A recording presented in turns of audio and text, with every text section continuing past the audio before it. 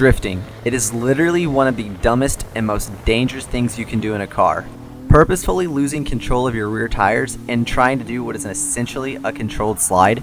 It's absolutely insane. Yet, a significantly large population of the car community is obsessed with drifting. Why? Where did this start and what is the appeal?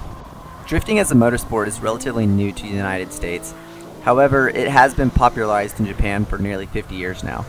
During the early 1970s, Kunimitsu Takahashi, a famous motorcyclist turned driver, became the foremost creator of the drifting technique. Takahashi won several championships and eventually popularized drifting. This resonated well with his fans, who were enamored with the spectacle of cars sliding sideways and smoke bellowing out from the wheel wells. In 1987, a young driver named Kiichi Tsuchiya began practicing his drifting skills in the mountainous roads of Japan. It didn't take long for people to notice that he was pretty good at not crashing his car, earning him big reputation points within the racing scene in Japan.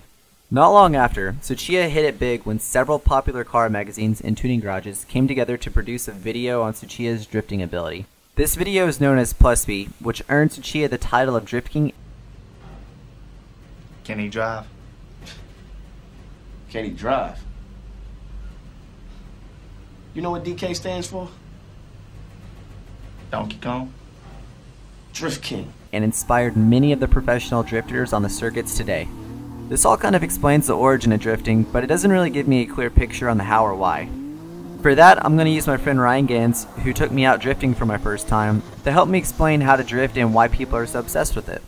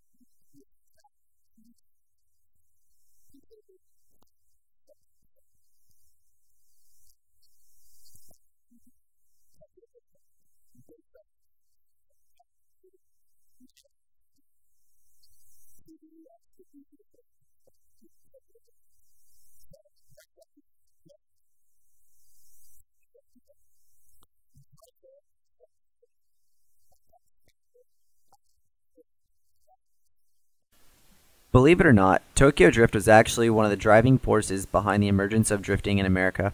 Street racing video games like Need for Speed Underground 1 and 2 also helped plant the seed that would one day grow into a worldwide motorsport phenomena.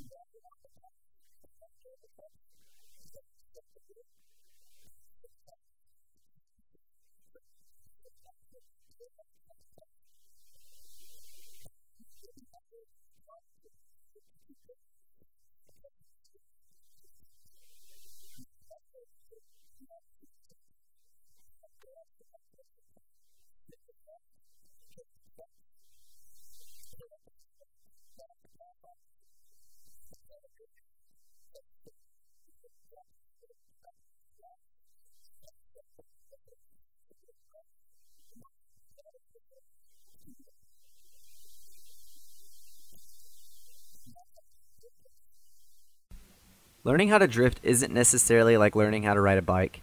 It's more like trying to ride a bike across a tightrope going 90 miles an hour over Niagara Falls. It's all about precision and timing, traits that will eventually develop into a natural feeling after enough practice. That's the key word though. Practice time is hard to obtain for a variety of reasons, with most roadblocks being the cost of tires and there not being any locations to practice.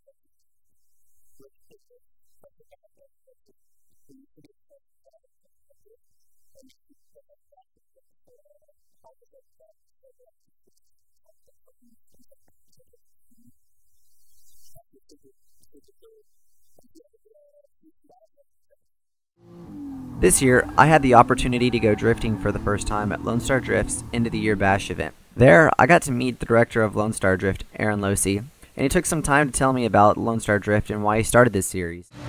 I am Losey. I host drift events around Texas, sometimes beyond Texas, but almost always in Texas. I've hosted like 200 and maybe 50 of them to 200 of them over the past 14 years. I am just a car nerd. Actually, I don't like cars. I like racing cars and beating on them, and that's what I do. I started Lone Star Drift because I wanted to drift cars and beat on them, and I had a shifter cart, and I had a car I road raced a little bit and autocrossed, and most of the autocrossing and everything was awful, boring stuff. I did a little bit of kart racing and stuff, but it was really hard on my body and I didn't want to die. And I did some road racing stuff, but the people weren't really in it for fun. They were super competitive, and I just didn't enjoy myself like I do with drifting. So I started off drifting on the street. That was a bad idea. So I started hosting events because there weren't really events around. There was another organization called Daily Drifter, and they only hosted events once every 6 months. So I started doing events more often than that, and I've just been doing them for the last 14 years. I'm very enthusiastic about what I do, and I'm passionate about it, and I just really enjoy racing stuff. So this is my thing, this is my jam. When I first found out that drifting was an actual competitive motorsport, two quick questions instantly popped into my head. The first was, how do you keep score? If it's a competition, then there must be a winner and a loser.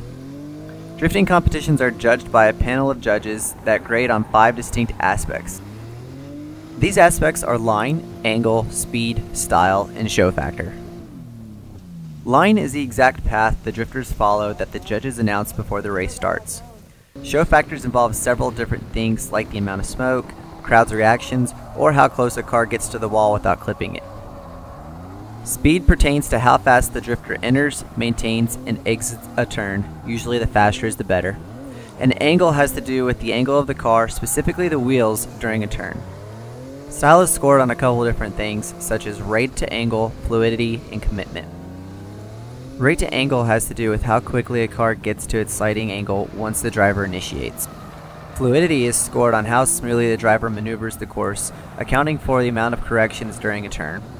And last is commitment, pertaining to the amount of confidence and dedication a driver shows when coming up on turns and walls.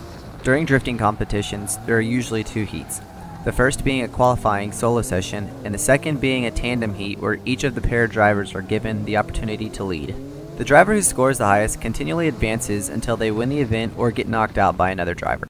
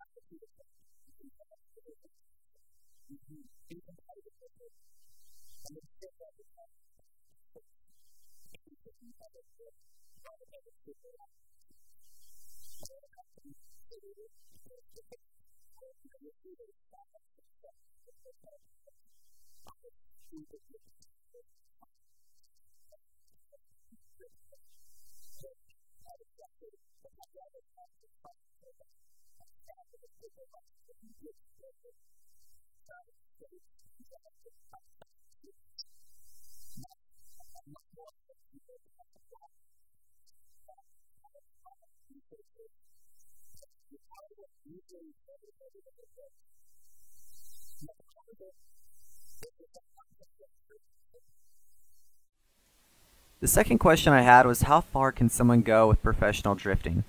What does it take to get to that level, and is it even worth it?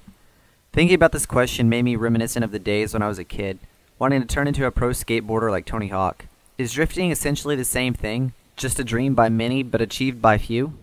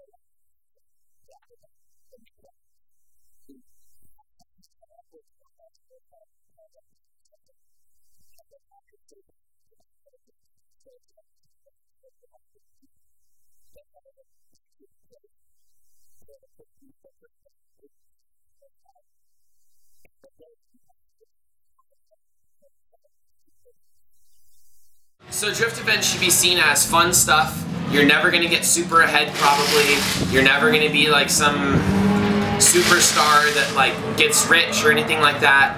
It's just because you love it. There are a few people that advance on into like pro status and make tons of money and everything, but it's really rare. And then most of them like transition out into stunt driving. So you don't really get anything out of it except enjoyment and the love of it and everything else. You might win something sometimes, but like you'll spend so much more money winning it than you will actually, you know, the prize itself, that you just need to get a job and have some great career and do it, or like, I don't know. You need to find your enjoyment in the drifting itself, not the winning something. It's in the journey. So now that my dreams have been shattered and I know that there's pretty much zero chance of me turning pro in drifting, is there anything more to this intense motorsport? Or is it just an adrenaline rush for people with too much time and money on their hands? What else is there to get out of this? What do you get from going to these events and burning through tires and destroying your car? So you're asking, what is drifting to me, like what do I feel? And you're going to be surprised by the answer. So you want to hear about something on track when I'm like adrenaline filled everything and, you know, something like that. But that's not really what it is. Drifting is like doing rad stuff with all your friends and being around awesome people that are passionate about the same things you are, and getting to like have amazing weekends with them and knowing people all around the planet that you can visit and crash on their couches and do cool stuff with. The actual time you're on track behind a drift car is pretty insignificant to the amount of time you end up building the cars, being with car people, you know, doing all of this other stuff. So it's the entire picture, like everything you do. Because if you find all of that not gratifying, being on track for, you know, X amount of time is not really going to do it. Because there's a lot of hardship and everything in it. You know, the car breaking, cost of parts, everything else. So it is adrenaline filled and is awesome, and that's what you wanted to, you know, like hear about. And you constantly take people for rides when like that's something they're going to remember for the rest of their life, and you're going to be a part of them, which is kind of cool. I've probably given several thousand ride-alongs, if not more. I don't know, I like it. It's cool.